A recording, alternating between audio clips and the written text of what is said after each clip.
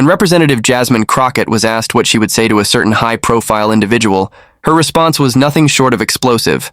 Two blunt words that echoed with defiance and clarity. Off.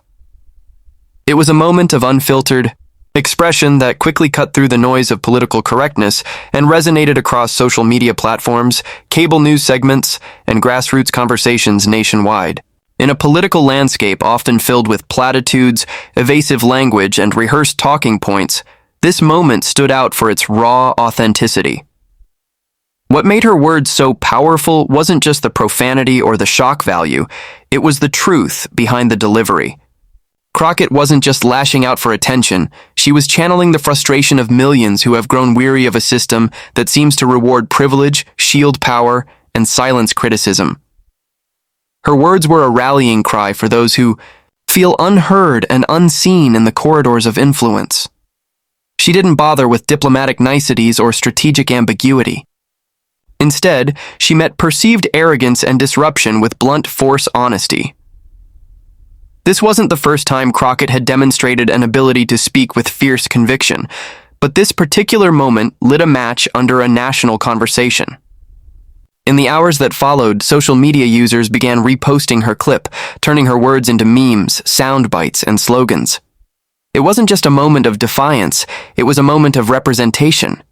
For many, she wasn't just speaking for herself. She was speaking for people who have long felt steamrolled by unchecked ambition, manipulative narratives, and deep-pocketed influence. Her delivery carried more than just emotional weight. It had a history behind it. Jasmine Crockett, a lawyer, by training and a fierce advocate by nature, has never been one to play coy with her principles. She's carved a name for herself in the political world by showing up fully, often as the loudest voice in a room full of silence. She has stood her ground in congressional hearings, called out double standards, and demanded accountability from all corners, no matter the fallout. What truly elevated this moment from a viral soundbite to a symbol of resistance was the context in which it occurred. She was responding during a press conference about systemic injustice, economic manipulation, and a broader battle over political integrity. Her choice of words, though stark, reflected the sense of urgency and moral clarity she felt. It was not about scoring political points or crafting a perfect campaign moment. It was about naming a truth others were too polite or too afraid to say aloud. That fearlessness didn't come without backlash. Critics accused her of lacking decorum, of undermining the seriousness of the issues at hand. But for every critic, there were hundreds rallying in support, arguing that decorum means little when the stakes are so high, when communities are being displaced, when misinformation is weaponized, and when accountability feels like a distant memory. In their eyes, her words weren't an offense. They were a refusal to normalize harm. Crockett's statement also highlighted a larger generational and cultural shift in politics. There's a growing cohort of leaders who are tired of playing by outdated rules written by those in power. They're choosing instead to speak in the language of the people they serve, direct, emotional, unvarnished. Crockett's words were a reminder that civility without justice is just silence dressed in a suit. She wasn't interested in being palatable, she was interested in being clear. In interviews following the moment, she didn't walk back her words. If anything, she doubled down, making it clear that when leadership seems to act with impunity, when it manipulates public perception for personal gain, it deserves to be called out in plain, unambiguous terms. That kind of conviction can't be scripted. It comes from lived experience, from watching communities suffer, from carrying the burden of representation in a world that often wants to silence bold voices. What the public witnessed in that moment was someone unafraid to risk being misunderstood in the name of standing firm. It was an unvarnished rejection of entitlement, cloaked in power, that seeks to bulldoze over truth. And for many, that moment, those two words, said what needed to be said. Representative Jasmine Crockett's presence at the nationwide protest, known as the Tesla Takedown, was not just symbolic. It was personal, passionate, and rooted in a larger fight for accountability and equity. She stood among citizens from all walks of life, not as a distant figure delivering talking points, but as someone shoulder to shoulder with a movement grounded in righteous indignation. The protest itself was organized to call attention to systemic abuses of power, wasteful spending masked as innovation, and a growing disconnect between the promises of efficiency and the reality faced by everyday Americans. As Crockett addressed the crowd, her voice carried the urgency of someone who had seen too much and could no longer tolerate the silence surrounding it. She spoke about the Department of Government Efficiency, DOGE, a bureaucratic experiment that had promised streamlined services and smarter governance, but instead had led to confusion, overspending, and significant job losses across essential federal departments. Her critique was sharp and grounded in facts. She talked about audits that revealed misallocated funds, about small towns stripped of government support in the name of optimization, and about entire departments gutted without adequate transition plans for their workers. But Crockett didn't just come to list grievances. She came to affirm the right of the people to dissent. She reminded the crowd that protest is a cornerstone of democracy, a sacred right enshrined in the Constitution. At a time when public demonstrations are often met with suspicion or outright hostility, her message was clear. Expressing outrage is not a threat to the system, it's a necessary part of maintaining it. She emphasized the importance of peaceful assembly, urging participants to remain vigilant, disciplined, and focused. "We are here to raise our voices, not our fists," she said. "We don't have to destroy property to defend democracy." Her words resonated with those in attendance because they came from a place of experience. Crockett has long been a vocal advocate for marginalized communities, fighting for the working class and those most vulnerable to bureaucratic mismanagement. She understood the fear and frustration that drove people to gather that day. Factory workers who lost their pensions, government employees abruptly reassigned without proper retraining, families who now had to travel twice as far to access basic services. These were not hypothetical stories for her.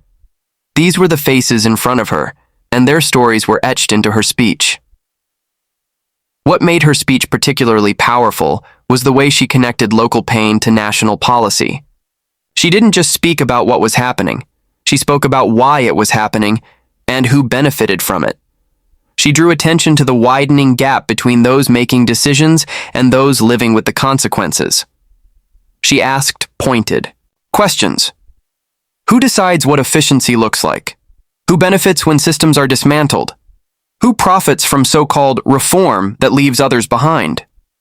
She reminded the audience that technological advancement should not come at the cost of dignity, that innovation is meaningless if it erases the humanity of those it claims to serve.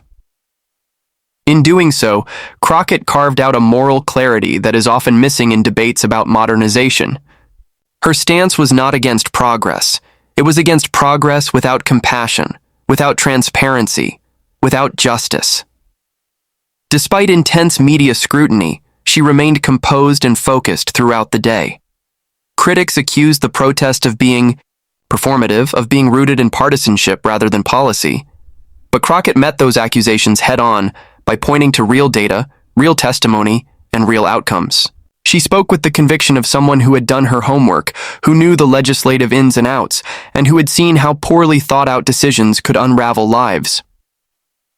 As she made her rounds through the crowd, there was no entourage shielding her, no elaborate stage separating her from the people. She took selfies with teenagers, listened patiently to veterans voicing their concerns, and even spent time with government workers who had traveled from other states just to be heard.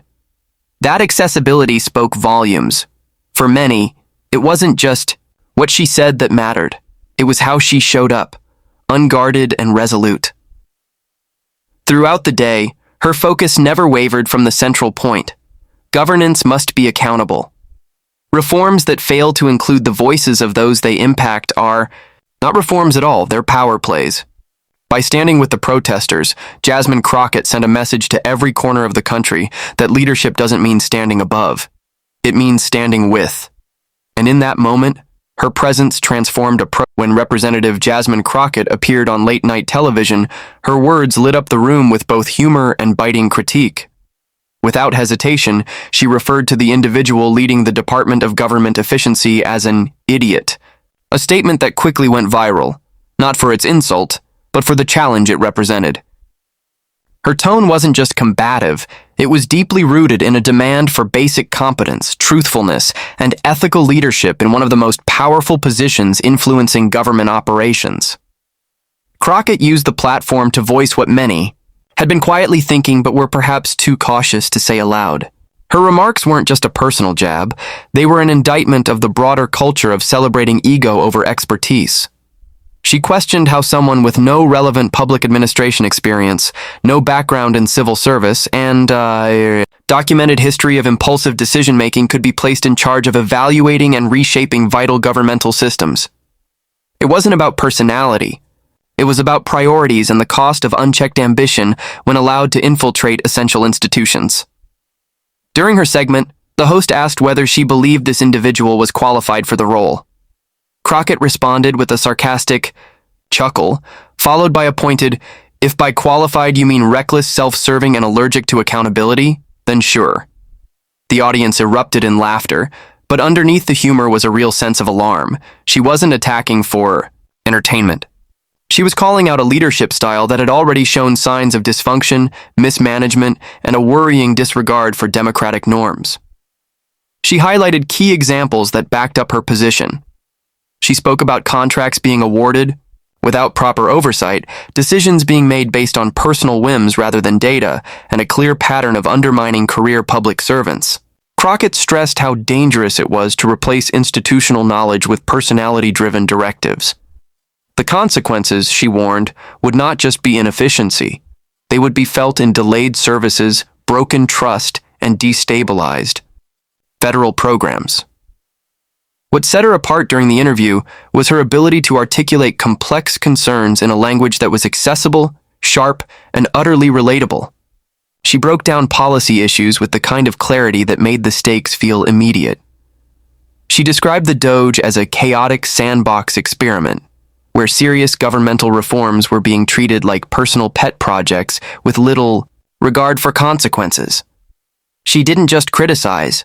She educated, using each point to explain why these matters go beyond political rivalries and straight to the heart of public service. Crockett also addressed the misplaced idea that success in one field automatically translates to competence in another. She pushed back on the growing cultural narrative that charisma and branding are adequate substitutes for knowledge and experience. "We don't need influencers," she said. "We need institutional stewards, people who actually understand how federal agencies function, who respect process, and who recognize that real people are affected by every decision made at the top." Her comments resonated far beyond the stage lights and applause. In the days that followed, clips of her appearance were replayed, reposted, and dissected across social media platforms. For some, she became the voice of reason in a sea of doublespeak. For others, she was a necessary disruptor, using her voice to shake the public out of apathy. Political analysts weighed in, with some praising her for her candor and others criticizing her tone, but none could deny her effectiveness in drawing attention to the issue. And in an unexpected twist, when challenged by supporters of the Doge leader to prove her intellect, she confidently agreed to an IQ test, not as a stunt, but as a way of reclaiming the conversation. "I'm not afraid of a test," she said. "I'm afraid of people who think they don't need one." That line alone encapsulated her larger message. Intelligence in leadership isn't about flashy statements or winning popularity contests. It's about humility, preparedness, and the ability to listen before acting. Crockett's boldness wasn't just rhetorical, it was strategic.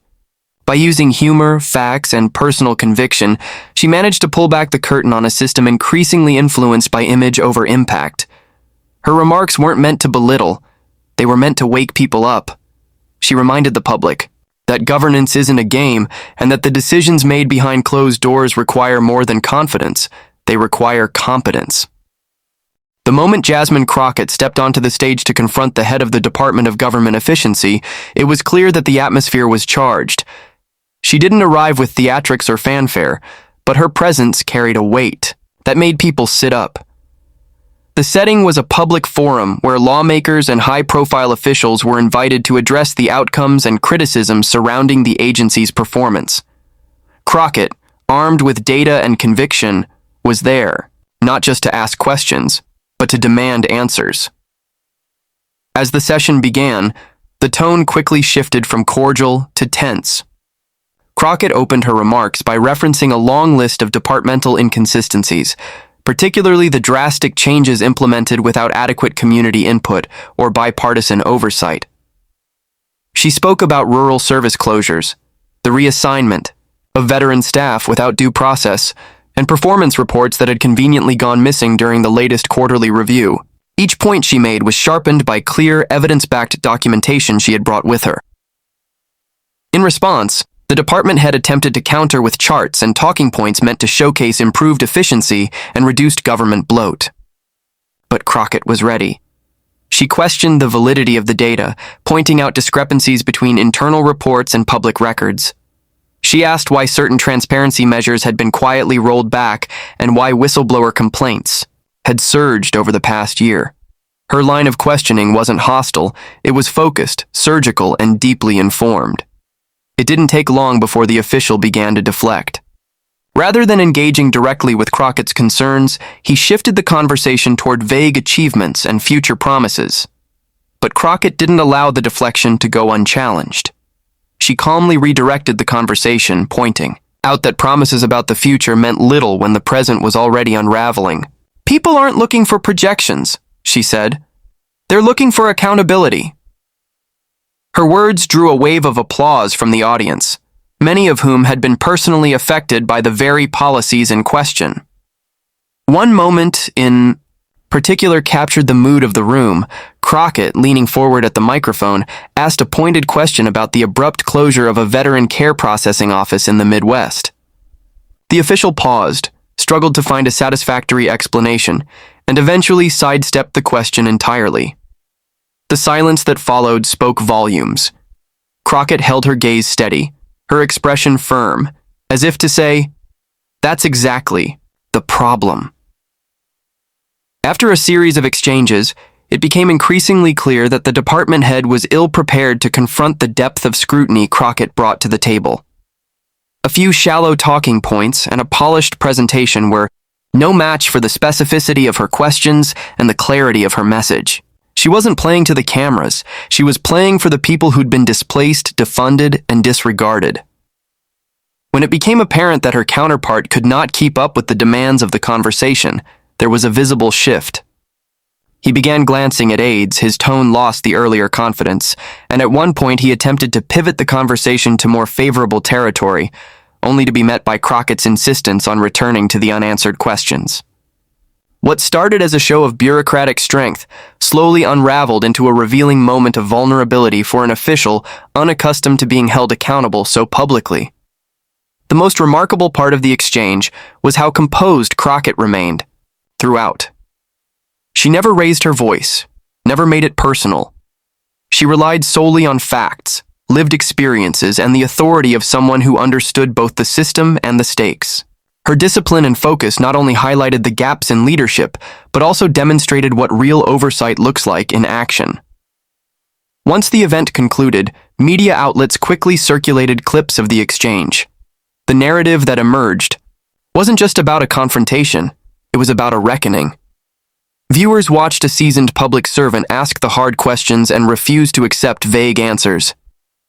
They saw an elected official willing to cut through political theater to expose what many had suspected for months: that a culture of misdirection had taken root, and that few had dared to push back, until now. As attendees exited the venue, many were still buzzing about the exchange. Some were surprised by how decisively Crockett had taken control of the narrative. Others said it was long overdue. The one thing they all seemed to agree on was that they had just witnessed a turning point, a moment where someone refused to be silenced, refused to be steamrolled, and above all, refused to let incompetence hide behind a podium. In the aftermath of Jasmine Crockett's public confrontations, her words and actions have continued to reverberate far beyond the walls where they were first spoken. What began as a bold stand against unaccountable authority evolved into a larger conversation about the role of public officials, the importance of truth-telling, and the necessity of informed, fearless leadership in modern governance. She did not rely on abstractions or soft diplomacy. She relied on courage, clarity, and an unwavering commitment to the people she represents. Her actions challenged the notion that high positions and public recognition alone make someone untouchable. Instead, she reminded the country that power must always be met with scrutiny, and that influence without accountability is a danger, not an asset. In doing so, Crockett emerged as more than just a congressional voice. She became a symbol of principled resistance to the normalization of incompetence in public service. Crockett's stance is part of a broader, shifting tide in American political culture. Increasingly, voters are not content with decorum alone. They want action. They want representatives who not only speak their minds but do so with integrity and purpose. Her ability to cut through performative politics and focus the nation's attention on substantive failures revealed just how hungry the public is for honesty, even when it's delivered with blunt edges. This was not about grandstanding or spectacle. Crockett's defiance was not born of ego, but of a deep belief that democracy demands vigilance. In every protest, every public challenge, and every direct exchange, she called upon the country to stop confusing wealth with wisdom, branding with governance, and disruption with leadership. She took a stand to remind America that qualifications matter, that governance must be rooted in facts, and that leadership requires more than ambition. It requires discipline and respect for public trust. While critics may attempt to reduce her actions to moments of drama or exaggerate her tone to distract from her message, the truth remains, her words captured a national mood. They spoke to communities weary of being dismissed, overlooked, or left behind by policies crafted without their voices in the room. In her, they saw someone who would not flinch when it mattered most. Ultimately, Jasmine Crockett's series of public stands served a powerful purpose. She disrupted complacency, she held a mirror to power, and she showed, unapologetically, what it looks like when a public servant puts people before politics. Her actions will be studied not only as moments of courage, but as blueprints for how principled resistance can challenge power, disrupt narratives, and inspire a more